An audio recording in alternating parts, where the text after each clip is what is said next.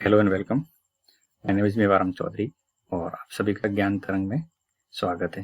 हमारा YouTube channel है ज्ञान तरंग।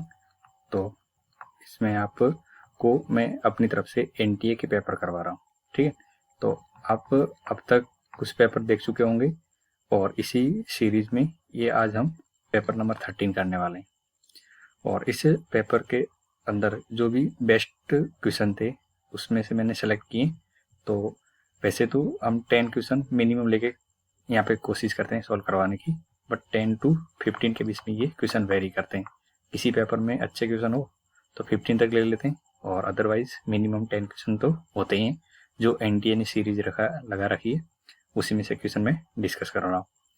तो अगर आपको अच्छा लगे ये सीरीज का पैटर्न तो अपने साथ वाले के साथ शेयर जरूर कर लेना ताकि और बच्चों तक ये भी इंफॉर्मेशन पहुंच जाए, ठीक है। ये कंप्लीट मेरे बारे में इंफॉर्मेशन है, इस पेज में आपको दिख रही होगी। मैंने एनआईटी सूरत से बीटेक कर रखा है और ये 2030 से मैं आईआईटी जेईई के लिए पढ़ा रहा हूँ। अब आपको इस पेपर के अंदर जो भी क्वेश्चन हो सकते हैं उनको मैं बेस्ट पॉसिबल वे से सॉल्व करना सिखाऊंगा। कुछ शॉर्ट ट्रिक भी हो सकती है, वो भी यहाँ पे डिस्कस कर लेंगे, राइट। तो स्टार्ट करते हैं। ये फर्स्ट क्वेश्चन देखिए।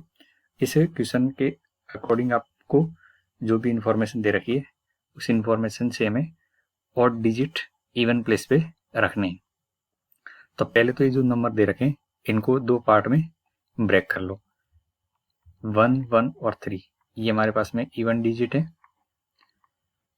और जो रिमेनिंग डिजिट है उसमें आप देखो 2 4 टाइम रिपीट किया गया है और 4 को 2 टाइम रिपीट किया गया है। ये तो ऑड डिजिट थी और ये क्या है, इवन डिजिट है।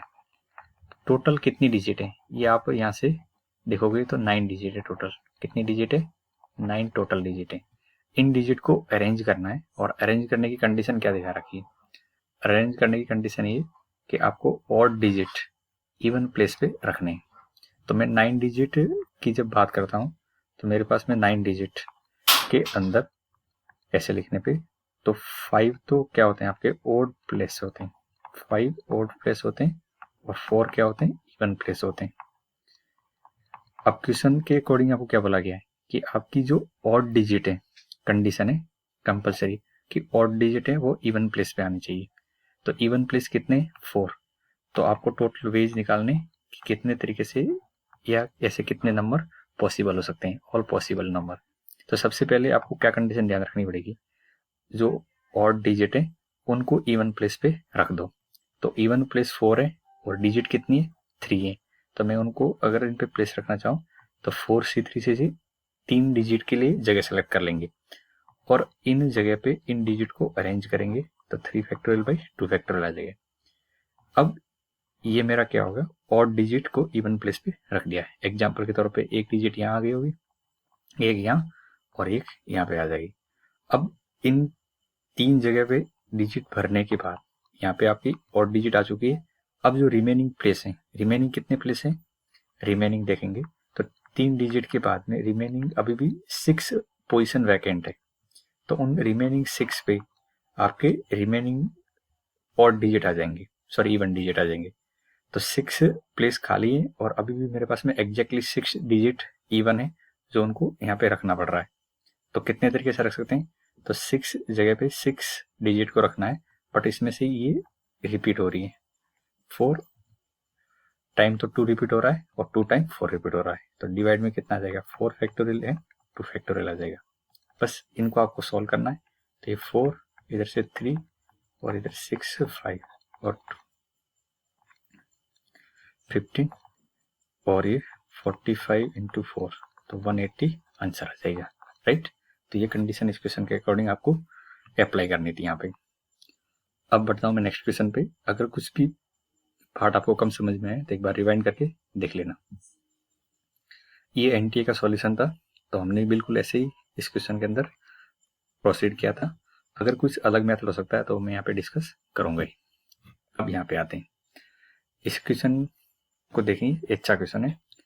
अब यहाँ पे देखेंगे तो आपको क्या दिख रहा है, एक इक्वेशन दिख रही है और इस इक्वेशन के अंदर x की वैल्यू निकालनी है। मैं यहाँ पे ले लेता हूँ ax² sine inverse x² minus 2x plus 2 और cos inverse x square minus 2x plus 2। अब यहाँ पे कई बच्चों को इसी ध्यान में आएगी कि sir sine inverse x plus cos inverse x तो π/2 होता है। बट ये कब होता है? ये तभी पॉसिबल है जब आपका x -1 से 1 हो। यानी आपका डोमेन क्या होना चाहिए, ये ध्यान रखो, डोमेन क्या होना चाहिए, -1 से 1 होना चाहिए। तो मैं इस रिजल्ट को ध्यान से सुनना, ये वाला जो रिजल्ट है, इस रिजल्ट को मैं π/2 अभी डायरेक्टली बोल सकता हूँ क्या? पहले इतना बता दो, क्या ये π/2 बोल सकते हैं? नहीं, अभी डायरेक्टली π/2 नहीं बोल सकते जब तक मुझे ये नहीं पता है कि इसका जो डोमेन है वो -1 और 1 के बीच में है या नहीं। तो पहली कंडीशन क्या करनी पड़ेगी, डोमेन चेक करना पड़ेगा। डोमेन मतलब ये आपका -1 से 1 के बीच में होना चाहिए। तो मैं यहाँ पे रखूंगा, तो डोमेन कौन है, x² माइनस 2x प्लस 2 है। ये -1 और 1 के बीच में है या नहीं। तो इसका एक तरीका है कि आप इसकी वैल्यू चेक करो कि ये क्या निकल के आ रहा है। तो ये एक क्वाड्रेटिक पार्ट है, तो इसको अगर मैं परफेक्ट स्क्वायर के टर्म में लिखता हूँ तो ये ऐसा बन जाएगा x-1 का होल स्क्वायर प्लस 1 और इधर। अब ये इसे कंडीशन में देखेंगे तो केवल इतनी सी वैल्यू बताओ, ये क्या होगा, 1 से ज़्यादा होगा। ठीक है, ये 0 हो सकता है, तो 0 + 1 1 से ज़्यादा होगा। बट आगे लिखा है कि 1 से लेस होना चाहिए। तो इन दोनों में कंडीशन एक ही ट्रू हो रही है कि x-1 का whole square plus 1 equal to कितना आ जाए, 1 आ जाए। क्या समझ में आए? x-1 का whole square plus 1 is greater than 1 होता है, बट ये कह रहा है लेस देन 1 भी होना चाहिए। तो ग्रेटर देन 1 और लेस देन 1 में कॉमन बात क्या है, इक्वल टू 1। तो ये इक्वल टू 1 होना चाहिए, और इक्वल टू 1 तभी पॉसिबल है जब x की वैल्यू क्या आ जाए, 1 आ जाए। तो बात यहाँ से निकल के ये आ रही है कि ये दोनों पार्ट मिलके π/2 बना देंगे। बट कब बनाएंगे, जब आपकी x की वैल्यू कितनी हो जाए, 1 हो। ओनली x = 1 पे ये π/2 हो सकता है। तो यहाँ पे ये लिखना था 1 का स्क्वायर प्लस ये π/2 और इक्वल टू 0। तो a की वैल्यू कितनी आ जाएगी, माइनस का π/2। ये क्वेश्चन का आंसर है। समझ में आया? क्या करना था आपको, डायरेक्टली ये वैल्यू लिख सकते हैं π/2, बट हमें डोमेन के अकॉर्डिंग x की वैल्यू पहले डिसाइड करनी पड़ेगी कि कौन से x के लिए ये पर्टिकुलर -1 से 1 के बीच में लाई करेगा। ओके, ठीक है, हम बढ़ते हैं नेक्स्ट क्वेश्चन की तरफ। और ये क्वेश्चन देखिए, ये कौन सी टॉपिक का है, बाइनोमियल थ्योरम का है। अब बाइनोमियल थ्योरम के अकॉर्डिंग आपको क्वेश्चन में क्या पूछा गया है, first integral term in the expansion कौन सी होगी। तो ये आपका 3 की पावर 1/2 और 2 की पावर 1/3 और इसकी पावर कितनी है, 9। अब इसका जब एक्सपेंशन करोगे, ठीक है, तो इसके एक्सपेंशन में टोटल 10 टर्म आएगी। एक्सपेंशन में कितनी आएगी, 10 टर्म आएगी। अब उस 10 टर्म्स के अंदर आपकी फर्स्ट इंटीग्रल वैल्यू कौन सा देगा, क्योंकि यहाँ पे हर टर्म इंटीग्रल नहीं होगी। आप देख पा रहे होंगे 3 की पावर 1/2 है, 2 की पावर 1/3 है, तो हर एक टर्म इंटीग्रल हो ऐसा जरूरी नहीं है। तो आपको पता लगाना है कि फर्स्ट कौन सी इंटीग्रल टर्म होगी। तो इसका सबसे बेस्ट तरीका है कि आप जनरल टर्म लिख दो। जनरल टर्म लिखेंगे तो 9CR, 3 की पावर 1/2 और इधर से 9 - R और 2 की पावर 1/3 और इसकी पावर R। इसको मैं थोड़ा सा और सिंप्लीफाई करके लिखूंगा तो 9, 3 की पावर 9 - R/2 और 2 की पावर R/3। अब मुझे ये पता लगाना है कि कौन से R के लिए, कौन सी R की वैल्यू के लिए ये इंटीग्रल बन जाए। तो आप देखो R की वैल्यू 3 रखेंगे फॉर R = 3 फर्स्ट टाइम, तो ये भी एक इंटीग्रल वैल्यू हो जाएगी, 2 की पावर 1 बन जाएगी, और ये 9 - 3 6/2 3, तो ये भी इंटीग्रल हो जाएगी। तो R = 3 के लिए इंटीग्रल बन सकता है, इंटीग्रल वैल्यू देगा। ठीक है, तो अगर R 3 है तो टर्म कौन सी हो जाएगी, T4 हो जाएगी। कौन सी हो जाएगी, अगर R मेरा 3 है तो टर्म कौन सी हो जाएगी, T4 हो जाएगी। तो इस क्वेश्चन का आंसर तो आ चुका है, यही 4th टर्म है। और इस क्वेश्चन में क्या पूछ सकते हैं, और आपसे पूछ सकते हैं कि इंटीग्रल वैल्यू क्या है ये। तो आपको R को यहाँ रख लेना है, और फिर इसको जब सिंप्लीफाई करेंगे तो आपके पास में एग्जैक्ट वैल्यू भी आ जाएगी। और ये भी पूछ सकते हैं कि इस एक्सपेंशन के अंदर जो टोटल 10 टर्म मिलेगी उसमें से ऐसे कितनी वैल्यू हो सकती है जो कि इंटीग्रल आउटपुट देगी। तो उसके लिए आपको यहाँ पे R = 3 पे फर्स्ट टाइम मुझे इंटीग्रल वैल्यू मिलेगी, नेक्स्ट कौन सी हो सकती है, तो नेक्स्ट R की वैल्यू सब में यहाँ पे कौन से R रखने पे मिल जाएगा। तो 9 अगली वैल्यू r=9 रखने पे मिलेगी, क्योंकि दोनों जगह पे इंटीग्रल आना चाहिए। तो 3/3 इंटीग्रल हो जाएगा और ये 9 - 9 0 हो जाएगा, तो कोई दिक्कत नहीं। अब कई बच्चों के दिमाग में है सर 6 पे क्या हो सकता है, तो 6 रखेंगे तो 9 - 6 3/2, जो कि इंटीग्रल नहीं है। तो r=3 एंड r=9 पे मुझे इंटीग्रल वैल्यू मिलने वाली है इस एक्सपेंशन के अंदर। ठीक है, now move to next question. यहाँ पे आते हैं। यहाँ पे क्वेश्चन के अकॉर्डिंग आपको एक रिलेशन ये गिवन है, सेकंड रिलेशन ये है, और थर्ड रिलेशन यहाँ पे अल्फा इधर आ गया, तो alpha minus beta equal to कितना है 2 थीटा है। अब मुझे पूछा गया क्या है, cos 3 theta by cos theta, cos 3 theta by cos theta, इसकी वैल्यू निकालनी। आपके ऑप्शन दिख रहे होंगे। तो सबसे पहले दिमाग में ये आएगा कि cos 3 थीटा का फॉर्मूला लिखें। तो cos 3 थीटा का फॉर्मूला क्या होता है, 4 cos cube theta minus 3 cos theta by cos theta. जब इसको सिंप्लीफाई करोगे तो ये 4 cos स्क्वायर थीटा माइनस 3 आ जाएगा। अब मैं आगे कैसे प्रोसीड करूं, तो यहाँ पे देखोगे तो ये एंगल 2 थीटा गिवन है, बट मेरा एंगल अभी थीटा में चल रहा है, तो इसको 2 थीटा में कन्वर्ट कर सकते हैं। कैसे करेंगे, 2, ये आपको फॉर्मूला पता होना चाहिए कि cos स्क्वायर थीटा की value 1 plus cos 2 theta by 2 होती है। तो यहाँ पे रखेंगे तो कितना आ जाएगा, 1 प्लस cos 2 थीटा माइनस 3।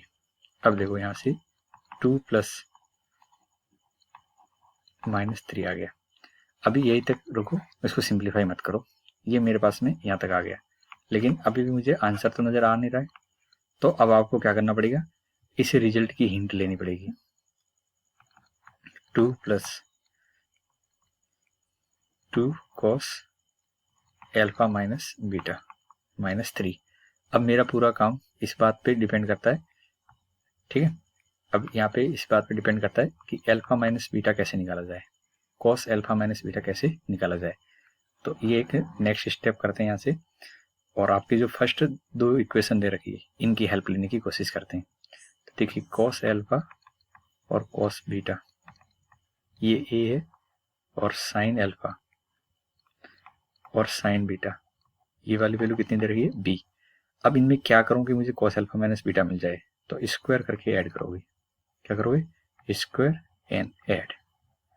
जब स्क्वायर करके ऐड करेंगे तो cos स्क्वायर अल्फा और cos square beta 2 cos alpha cos beta, ठीक है। इधर से देखेंगे तो sin square alpha sin square beta और 2 sin alpha sin beta equal to क्या बन जाएगा, a square plus b square. अब देखिए ये cos स्क्वायर और sin स्क्वायर 1 बन जाएगा, ये दोनों मिलके फिर 1 बनाएंगे तो 2 और 2। अब बताओ cos अल्फा और cos बीटा जो मैंने ये अंडरलाइन कर रखे हैं ये वाले पार्ट, ये आपको कहीं कि cos अल्फा माइनस बीटा की वैल्यू दे रहा है नहीं दे रहा है, आपको हो गया हाँ सर ये तो पता लग गया यहाँ से। तो इस तरह से आपको cos अल्फा माइनस बीटा मिल जाएगा। अब आपको ये वाली वैल्यू यहाँ से पुट कर लेंगे ऊपर, जब पुट करेंगे तो कितना आ जाएगा, a square plus b square minus 2 और ऑलरेडी माइनस वहाँ है, तो ये आंसर हो जाएगा a square plus b square minus 3। समझ में आ गया। तो ट्रिग्नोमेट्री का ये भी अच्छा क्वेश्चन था। अब बढ़ते हैं अगले क्वेश्चन। ये एनटी का सॉल्यूशन है, मैं हर सीरीज के अंदर एनटी की तरफ से जो सॉल्यूशन था वो भी साथ में अटैच करता हूँ ताकि आपको रेफरेंस लेने में दिक्कत नहीं आए। चलिए यहाँ पे आते हैं। One of the finest problem है, और इस प्रॉब्लम के अंदर क्या चीज आपको पूछिए, G-7 पूछा है। ठीक है, कैसे प्रोसीड करेंगे, तो सबसे पहले क्या गिवन है, Gx is inverse function, f is function and G of x is it's inverse, यानी g ऑफ x क्या है, f का इनवर्स है। ठीक है, तो मैं क्या लिखूंगा, g of x is equal to f inverse x, right. अब आप जानते होंगे ये ऐसा बन जाएगा कंपोजिट फंक्शन, और ये आपको ध्यान भी होना चाहिए, अगर फंक्शन f(x) और g ऑफ x एक दूसरे के इनवर्स हैं तो ये वाली कंडीशन हमेशा सेटिस्फाई करती है। अब मुझे g का डिफरेंशिएशन निकालना है, तो आप इसको डिफरेंशिएट करिए। तो डिफरेंशिएट करेंगे तो कंपोजिट फंक्शन का डिफरेंशिएशन इक्वल टू 1 आ जाएगा। अब मुझे क्या चाहिए, जी डैश चाहिए, तो एफ डैश कितने पे डिफरेंशिएशन करना है, एक्स इक्वल टू 7 पे करना है, तो जी डैश 7 की वैल्यू एफ डैश जी 7 हो जाएगी। अब यहाँ पे आ जाओ, अब मुझे आंसर लाने में कोई दिक्कत नहीं आएगी यदि मुझे G7 मिल जाए, G ऑफ 7 मिल जाए। तो G ऑफ 7 कैसे निकालेंगे, इस इक्वेशन को थोड़ा सा इधर देखें, मैं कलर चेंज कर लेता हूँ ताकि आपको अंडरस्टैंड करने में दिक्कत नहीं आएगी। अच्छा बताओ, G7 का मतलब क्या होगा, एफ इनवर्स 7, एफ इनवर्स 7 होगा। अच्छा, एफ एक्स इक्वल टू आप वाई जानते हो, एक्स इक्वल टू कितना होगा, एफ इनवर्स वाई होता है, क्या होता है, एक मिनट, ये एक्स इक्वल टू क्या होता है, एफ इनवर्स वाई होता है, सॉरी पता नहीं, x equal to f inverse y होता है। तो बताओ यहाँ पे ये 7 किसकी वैल्यू है, 7 किसकी वैल्यू है, वाई की वैल्यू है या नहीं।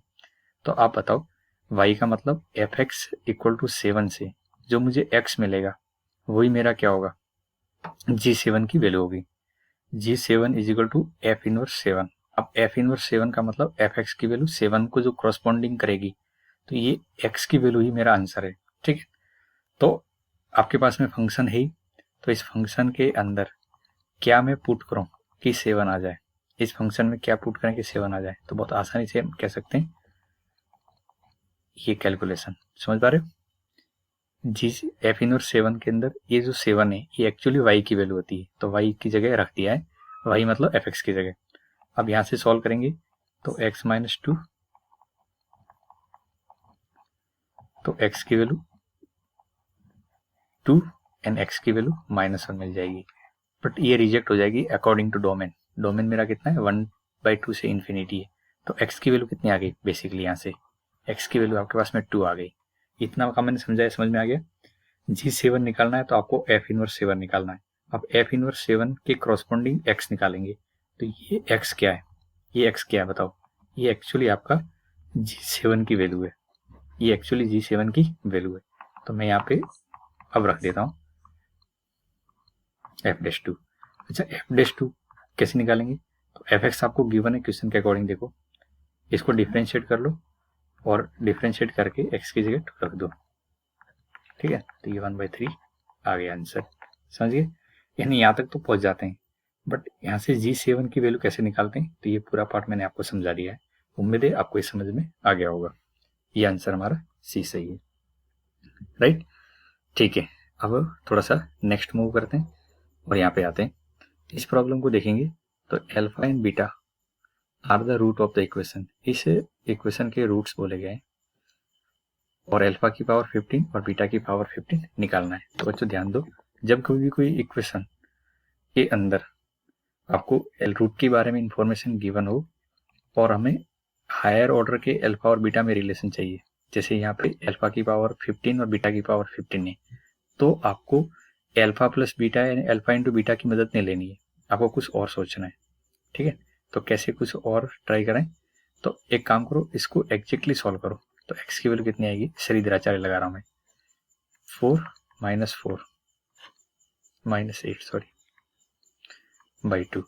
तो आप जब सॉल्व करोगे तो ये ऐसे आ जाएंगे -1 प्लस आयोटा।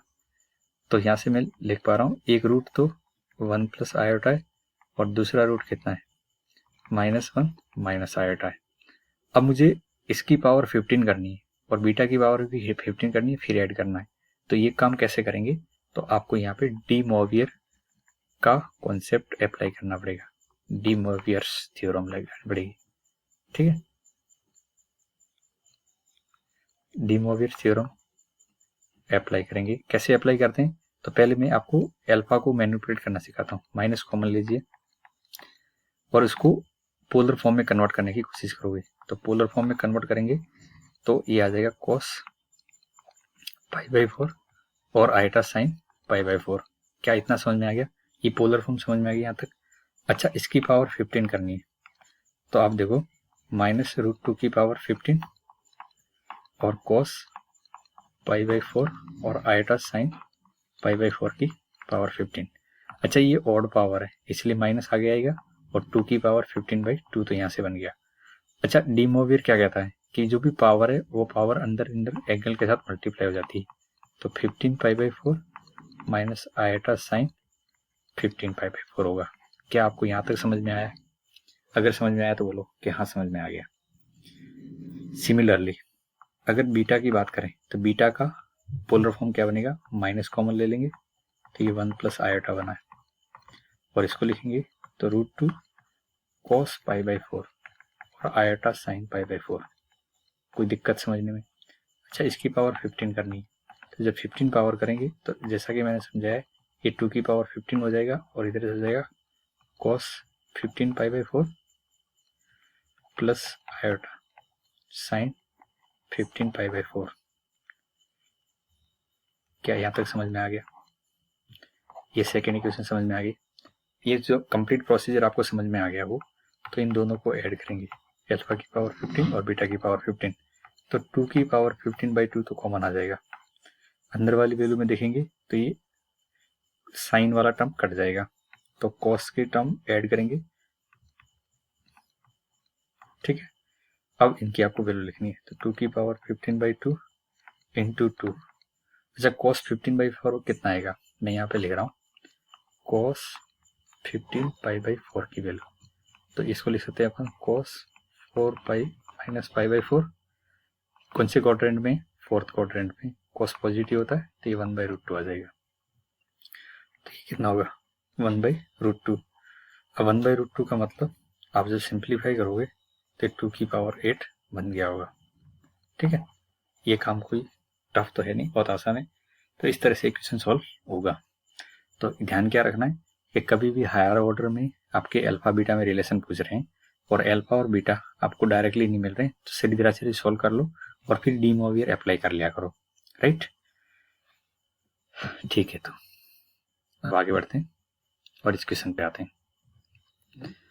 क्या पूछा है, f(0) की वैल्यू निकलवा रहे हैं और फंक्शन कंटिन्यूअस है 1/x² 1 minus cos of sine x। अच्छा, f(0) की वैल्यू निकालनी है कंटिन्यूटी के लिए, तो लिमिट तो लगानी पड़ेगी, तो limit x tend to 0 1 minus cos of sine x और नीचे x²। ये सॉल्व करना है मुझे। ठीक है, अच्छा इससे पहले मैं आपको कुछ बात बताता हूँ जो आपको इस क्वेश्चन को सॉल्व करते समय दिमाग में आनी चाहिए।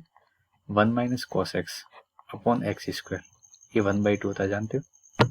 ये 1/2 होता है, जानते हैं? ठीक है, यानी ये वाली वैल्यू x है तो इधर भी x होना चाहिए। अच्छा, एक और बताओ, साइन x को x लिख सकता हूँ व्हेन x टेंड टू 0 हो। व्हेन x टेंड टू 0 हो तो साइन x को क्या लिख सकते हैं अपन, x लिख सकते हैं।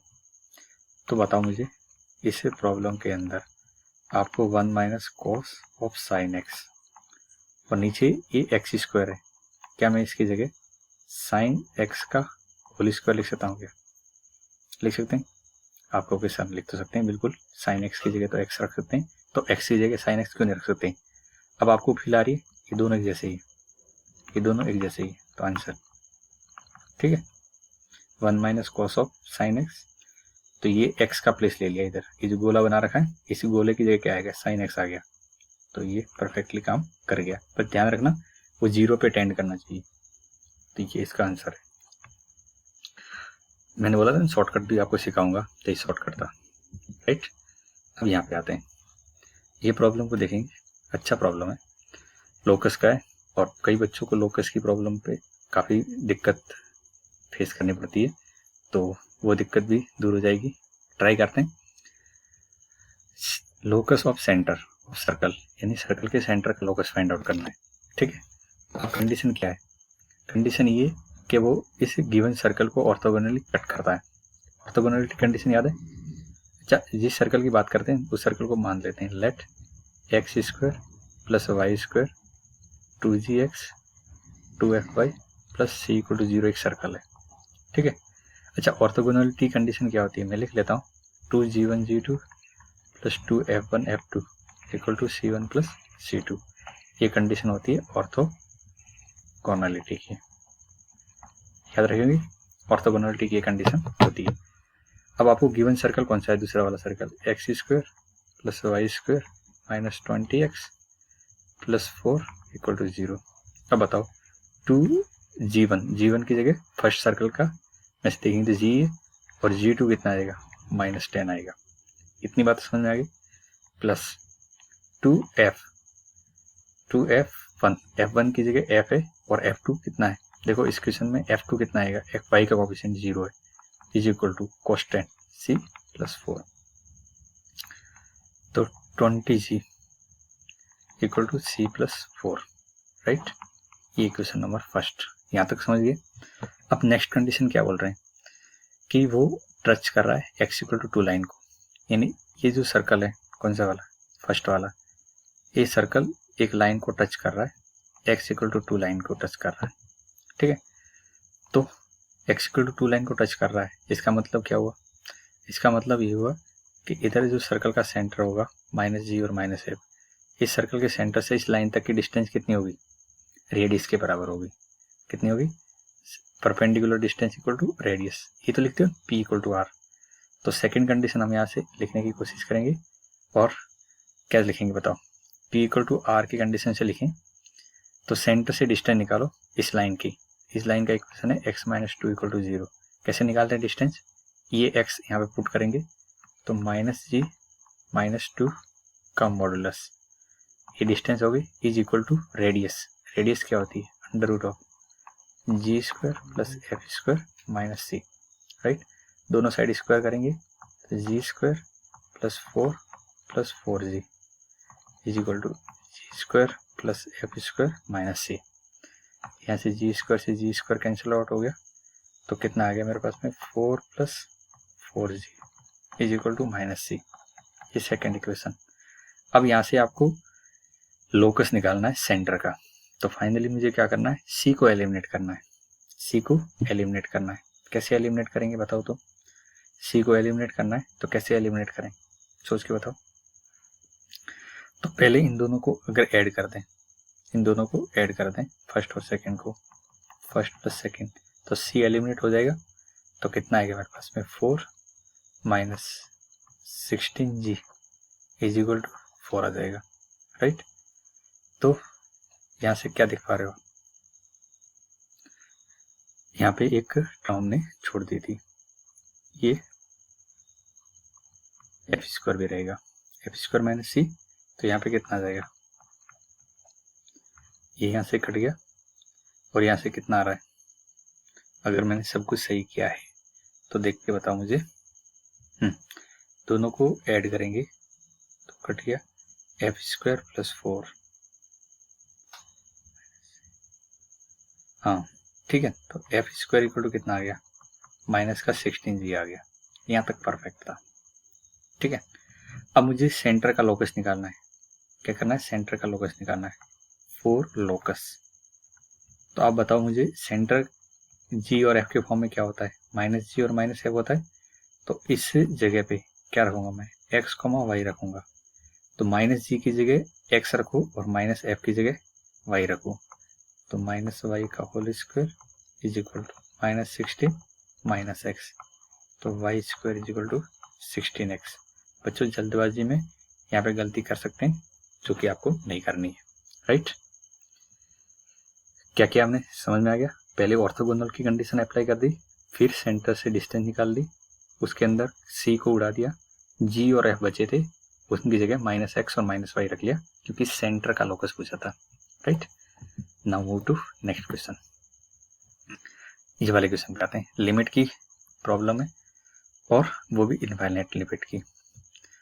तो कोई बताएगा इनफाइनाइट लिमिट के केस में क्या करते हैं अपन, हाईएस्ट पावर कॉमन लेते हैं, take highest power common, right. तो हाईएस्ट पावर देखो यहाँ पे ऊपर ये लिमिट एक्सटेंड टू इन्फिनिटी है, तो हाईएस्ट पावर कितनी है, ये x की पावर 1/2 है, इधर x की पावर 1/3, x की पावर 1/n है, तो मैं देख पा रहा हूँ x की पावर 1/2 ही मेरा हाईएस्ट था, तो यहाँ से 2 बचेगा, इधर 3, x की पावर में 1/3 माइनस 1/2 सॉल्व करेंगे तो कितना आ जाएगा, -1/6। सिमिलरली 4 एक्स के साथ इधर भी कुछ माइनस में आएगा, कितना आएगा माइनस का 1/4। इन कहने का मतलब सभी टर्म में से एक्स का कोफिशिएंट, एक्स का एक्सपोनेंट नेगेटिव आने वाला है, राइट। तो इस तरह से ये ले लिया मैंने हाईएस्ट पावर। अच्छा नीचे देखेंगे तो सभी के अंदर 2x तो दिख ही रहा है और पावर 1/2 1/3 है। तो यहाँ से आपको कॉमन लेते समय ध्यान रखना है 2x की पावर 1/2 कॉमन लेना है, राइट। अब क्या बचेगा यहाँ से 1 माइनस 3/2x, ठीक है। हाँ ये 1/2 इधर से प्लस अगले वाले में लिखेंगे तो 1 माइनस, ठीक है। अब यहाँ पे देखोगे तो ये हो जाएगा 3/2 की पावर x और यहाँ पे कुछ और बचा होगा, ठीक है। आप चाहो तो 2x माइनस 3 की पावर 1/2 कॉमन ले लो, फिर आगे इसको सिंप्लीफाई करने की कोशिश करना, वो भी सही था। अब बताओ x टेंड टू इन्फिनिटी है तो 1/x क्या बन रहा होगा 0 और n/x भी क्या बन रहा होगा 0 बन रहा होगा। तो ये कंडीशन आप अब अप्लाई कर लो। तो आप देखो यहाँ से x से ये x की पावर 1/2 कॉमन कट जाएगा तो क्या बचेगा मेरे पास में नोमिनेटर में 2 और बाकी सारी टर्म 0 हो रही है। डिनोमिनेटर के अंदर 2 की पावर 1/2 और बाकी 1 माइनस 0 ऐसे बनता जाएगा, राइट। तो ये यहाँ से आंसर आपको क्लियरली दिख रहा होगा √2। तो ये तरीका होता है इस टाइप इक्वेशन सॉल्व करने में। हाईएस्ट पावर सिंपली कॉमन निकालते हैं, समझ गए। हाईएस्ट पावर का कॉन्सेप्ट समझ में आ जाए तो इक्वेशन बहुत ही आसान तरीके से सॉल्व कर सकते हैं। नाउ अब अगले क्वेश्चन की तरफ बढ़ते हैं। ये इन्होंने किया है बट यहाँ पे थोड़ा सा उन्होंने मेथड अलग लगाया। पहले x को 1/x से रिप्लेस कर लिया, फिर आगे वो उन्होंने बेसिक कंडीशन 0 वाली लिमिट पे अप्लाई की है। तो अगर आपको ये मेथड जो मैंने समझाया ये समझ में आ गया हो तो फिर इसको मत देखना, राइट। अब इस क्वेश्चन पे आते हैं। ये भी अच्छा क्वेश्चन है, एप्लीकेशन ऑफ डेरिवेटिव का है। इसमें फंक्शन आपको गिवन है और बोला गया है monotonically decreasing of x in the largest possible interval, यानी ये फंक्शन मोनोटोनिकली डिक्रीज हो रहा है। तो जब भी डिक्रीजिंग का नाम सुनते हैं तो हमको ये पता होना चाहिए कि f' क्या होना चाहिए लेस देन 0 होना चाहिए। तो मैं f' निकाल लेता हूँ 3x² 4x² plus lambda less than equal to 0। अच्छा ये फंक्शन डिक्रीज कहाँ होना चाहिए, इन्होंने बोला है कि ये डिक्रीज होना चाहिए -2 से -2/3 के बीच में और लार्जेस्ट पॉसिबल बोला है। तो बताओ f' लेस देन 0 का मतलब, अगर मैं ये दोनों पॉइंट को यहाँ पे मार्क करता हूँ तो मेरा इस कंडीशन के अकॉर्डिंग लेस देन 0 तभी हो सकता है यहाँ पे लीडिंग कोएफिशिएंट पॉजिटिव है। तो ये कुछ ऐसा ग्राफ बना दे तो इसको बोलेंगे अपन ये f' है, ठीक है। तो f' कुछ ऐसा हो सकता है, f' की कंडीशन कुछ ऐसी होनी चाहिए थी, राइट। बट आप एक चीज और नोटिस करो कि क्वेश्चन ने बोला है कि लार्जेस्ट पॉसिबल इंटरवल। तो लार्जेस्ट पॉसिबल इंटरवल का मतलब है इक्वल टू 0 भी हो सकता था। तो लार्जेस्ट पॉसिबल इंटरवल कब बनेगा जब ये शिफ्ट होके यहाँ पहुंच जाए और ये यहाँ आ जाए। कहने का मतलब इस ग्राफ के अंदर ये -2 यहाँ हो जाए और माइनस का 2/3 यहाँ हो जाए तो इसको बोलेंगे वो लार्जेस्ट पॉसिबल इंटरवल। जिसके लिए पूरा का पूरा इंटरवल काम में आ जाए, उसी पूरे इंटरवल में डिक्रीज हो रहा हो, कुछ पार्ट में डिक्रीज हो सकता है या पूरे इंटरवल में डिक्रीज हो जाए, तो ऐसा हो सकता है। अब बताओ ये f' का ग्राफ बनाया था, किसका ग्राफ बनाया था f'। अच्छा ये f' x एक्सिस को कहाँ कट कर रहा है बताओ तो, x एक्सिस को कट कर रहा है, x एक्सिस को कहाँ कट कर रहा है at x equal to -2 and minus का 2/3। तो बताओ ये x इक्वल टू -2 और -2/3 f' की नज़र से क्या है। अगर -2 और -2/3 को देखोगे और x की नज़र से देखोगे तो ये तो रूट्स हैं, ये क्या है ये तो रूट्स हैं किसके f' के, है या नहीं। तो रूट्स हैं और मुझे क्या चाहिए इस क्वेश्चन के अंदर लैम्डा की वैल्यू चाहिए। तो प्रोडक्ट ऑफ रूट निकाल लो, यहाँ से कितना आएगा प्रोडक्ट ऑफ रूट्स, लैम्डा निकालना है। तो प्रोडक्ट ऑफ रूट लिखेंगे तो -2 और इधर से माइनस का 2/3। लेकिन according to equation product of root क्या होता है c/a होता है, तो ये λ/3, राइट। तो लैम्डा की वैल्यू कितनी आ जाएगी 4। हमने ये बाउंड्री कंडीशन क्यों लगाई है क्योंकि मुझे लार्जेस्ट वैल्यू पूछी है तो इसलिए बाउंड्री कंडीशन लगा दी। अच्छा एक तरीका ये भी हो सकता था, आपको सारे अप्रोच आने चाहिए। देखो अगर क्यूबिक का ग्राफ देखें तो 0 पे वैल्यू 1 है, ठीक है। तो एक मैं पॉसिबल ग्राफ बना रहा हूँ कि ऐसा भी ग्राफ बन सकता था, ऐसा भी ग्राफ बन सकता था -2 और -2/3 के बीच में। तो देखो इस इंटरवल पे ग्राफ क्या हो रहा है, डिक्रीज हो रहा है, नहीं हो रहा है। इस इंटरवल पे क्या हो रहा है, डिक्रीज हो रहा है। अब आप याद करो कि कोई फंक्शन अगर डिक्रीजिंग होता है, कोई फंक्शन डिक्रीजिंग होता है, ऐसे डिक्रीजिंग होता है, तो उसकी x1 से लेके x2 के बीच में डिक्रीजिंग है, और ये मेरा y = f(x) है। तो मैं अगर लिखूं कि x1 मेरा x2 से लेस है, तो आप यहां से क्या लिखोगे, f डिक्रीजिंग के f(x1) क्या होगा, f(x2) से ग्रेटर होगा कि नहीं होगा, ऐसी कंडीशन लिख सकते हैं। तो देखो ये मेरा फंक्शन है y = f(x), और मुझे -2 और -3 के बीच में पता है डिक्रीज हो रहा है। तो आप यहाँ से लिखोगे तो -2 आपका लेस है -2/3 है, तो f of -2 is greater then क्या होगा, f ऑफ -2/3। इस इनइक्वालिटी को सॉल्व कर लो, आपको लैम्डा की वैल्यू इंटरवल में मिलेगी, और उस इंटरवल में ग्रेटेस्ट वैल्यू क्या हो सकती है वो ले लेना, तो उससे भी आंसर आ जाएगा। आप अपनी तरफ से एक बार ट्राई करना, पक्के से आ जाएगा, क्योंकि डेफिनेशन है, ठीक है। डिक्रीजिंग की जो आपकी बेसिक डेफिनेशन है, जो आप जानते हो वो लगा सकते हैं, और ये आपका दूसरा अप्रोच तो है ही, राइट। तो अगर लॉजिकल देखें तो ये बेस्ट मेथड है, अगर कॉन्सेप्ट से देखें या कैलकुलेशन थोड़ी सी अगर आप हैंडल कर सकते हैं तो इस मेथड से भी एग्जाम में आंसर निकाल सकते हो, राइट।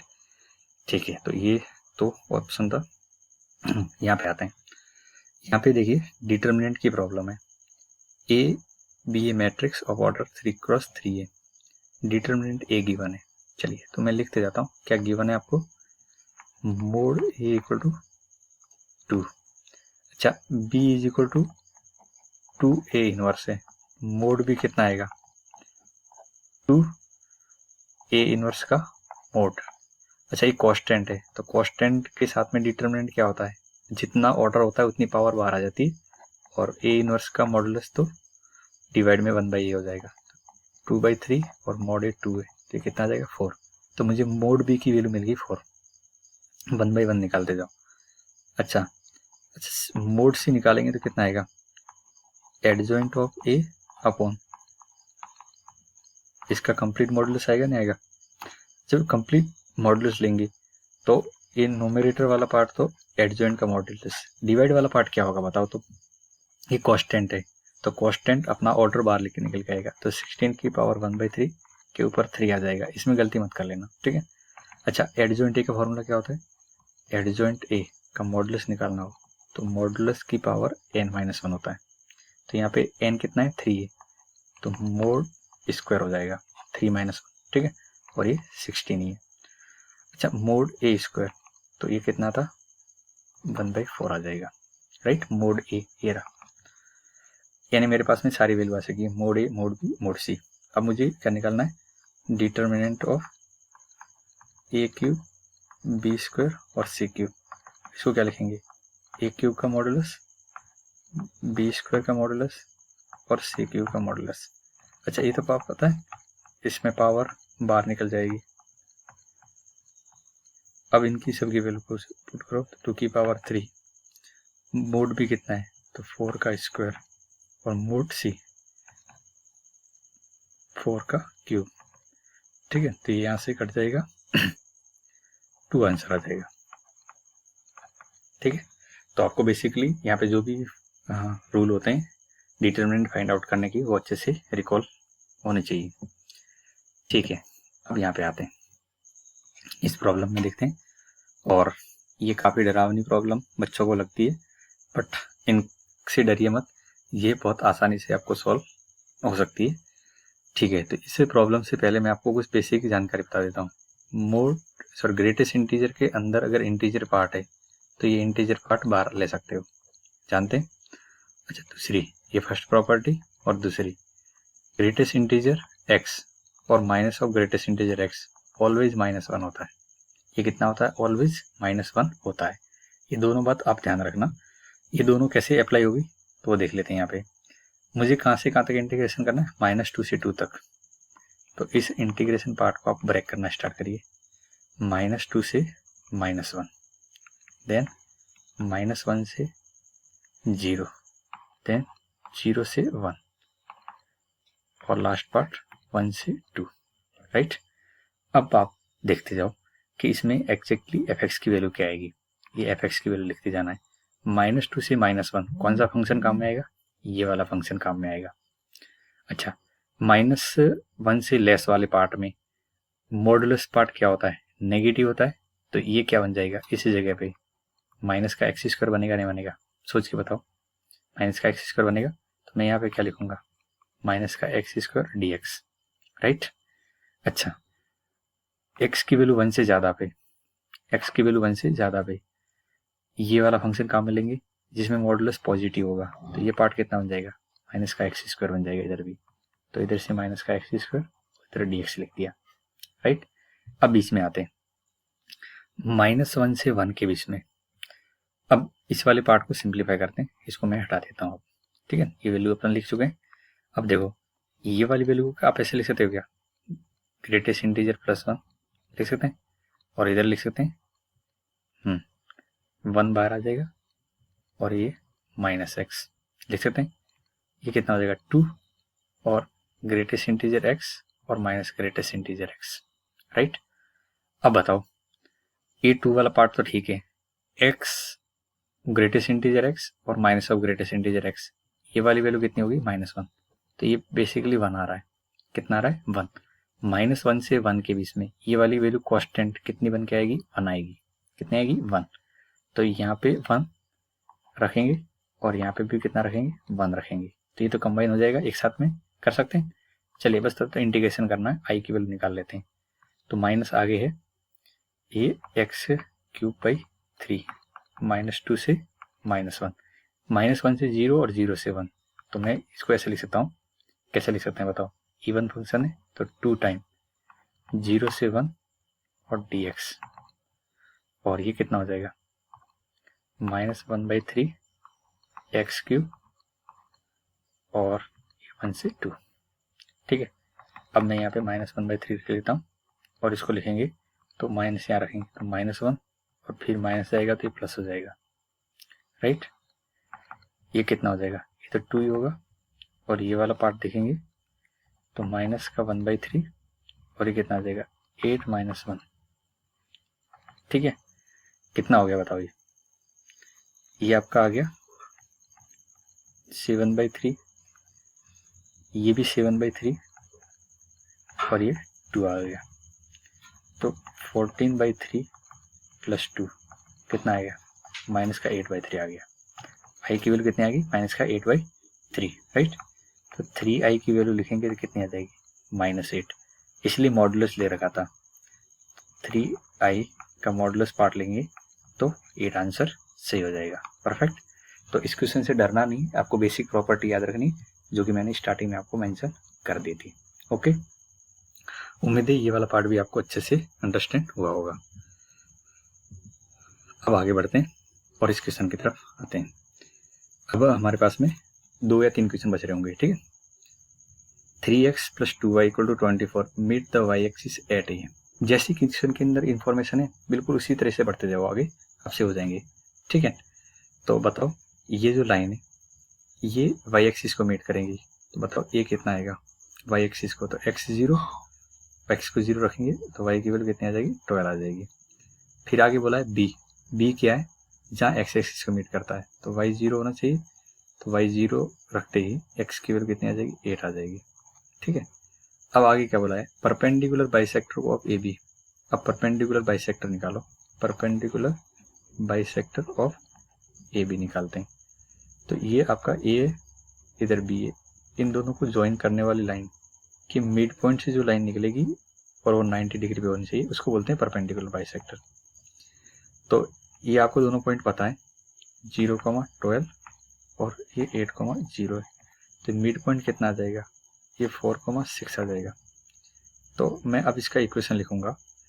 तो इक्वेशन लिखने के लिए आपको पहले स्लोप लिखना पड़ेगा, ठीक है।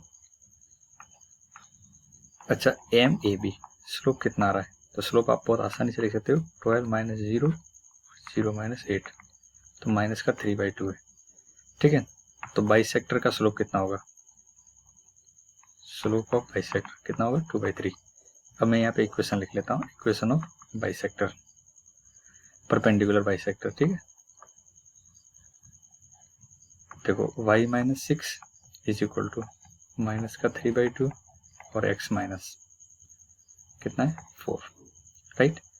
अब ये आगे क्या कर रहा है, ये वाली इक्वेशन आगे देखो, line through 0, -1 and parallel to x axis. अच्छा, ये लाइन कौन सी आएगी, x इक्वल टू, नहीं ये x एक्सिस के पैरेलल है, 0, -1 और पैरेलल टू x एक्सिस, इन 0, -1 जो पॉइंट होगा, ठीक है, और वो x एक्सिस के पैरेलल ऐसी लाइन होगी y इक्वल टू -1।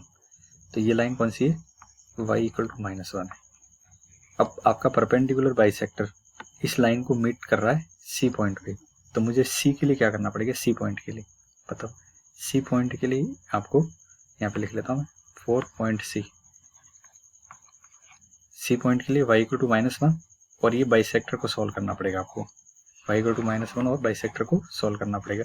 तो y इक्वल टू -1 यहाँ रख लेते हैं, तो माइनस यहाँ रखेंगे तो कितना आ जाएगा, -7 इज इक्वल टू -3/2 और x -4, तो ये 14/3 कितना हो जाएगा, 14 एक मिनट यहाँ पे थोड़ी सी गलती कर दी, हाँ परपेंडिकुलर यहाँ पे स्लोप कितना आएगा, 2/3 आएगा। ठीक है, बस जस्ट मोमेंट, हाँ -1 -6 इक्वल टू 2/3 और x -4, y इक्वल टू -1 और इसको सॉल्व कर लिया, तो -7 और इधर जाएगा तो 21/2 प्लस 4, ये x हो गया, ये 8 और 13, तो कितना आ जाएगा, ये 8 है, 21 में से 8 गया तो माइनस का 13/2, ये x आ जाएगा। इसका मतलब मैं C पॉइंट यहाँ से लिखूंगा तो 13/2 -1 बन रहा है, C पॉइंट आपके पास में है। अब फाइनली क्या पूछा है, एरिया ऑफ ट्रायंगल ABC पूछा है, ठीक है, ABC का एरिया, तो लिखो एरिया ऑफ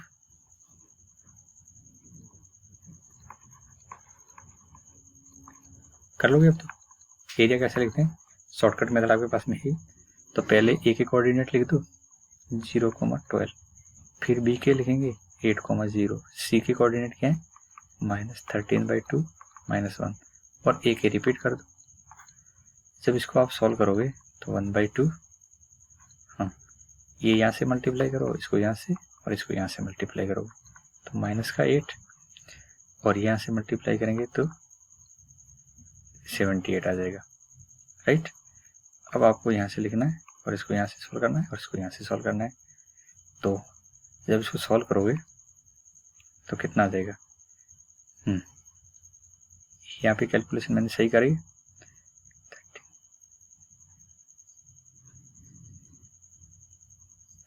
ठीक है,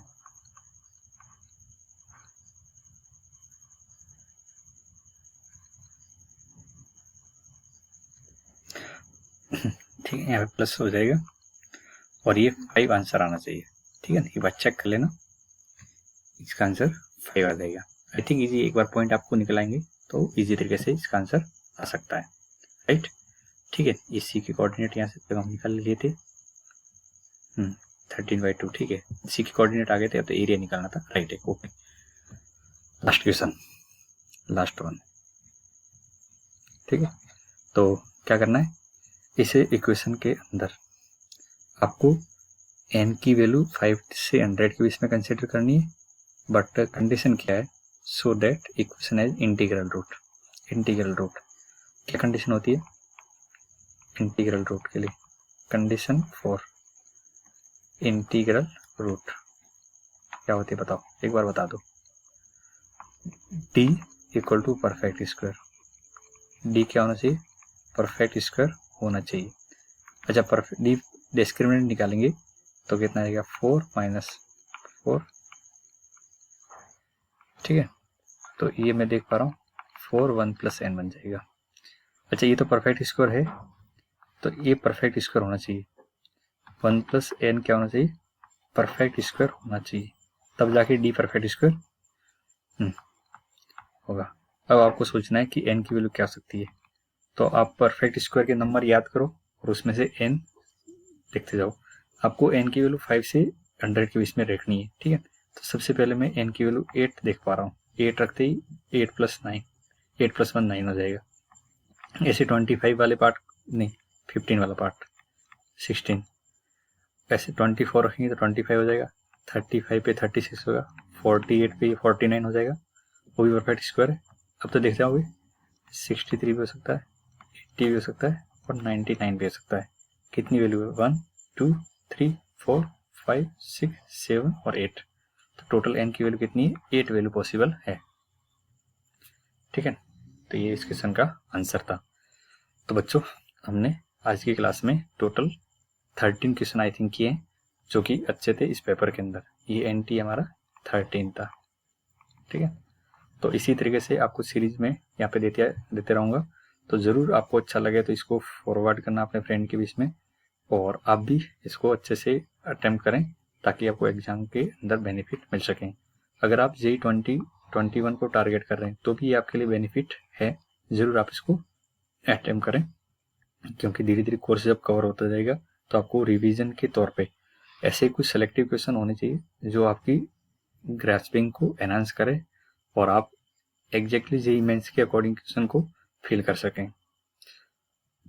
तो ठीक है बच्चों, अच्छा लगा हो तो एक लाइक जरूर कर लेना, और अच्छा लगा हो तो अपने फ्रेंड के बीच में शेयर करना। मिलते हैं हम नेक्स्ट सीरीज में एक नए पेपर के साथ में, तब तक अपना ध्यान रखें। थैंक यू, बाय बाय, और ज्ञान तरंग को अपने फ्रेंड के बीच में शेयर जरूर करें। Thank you.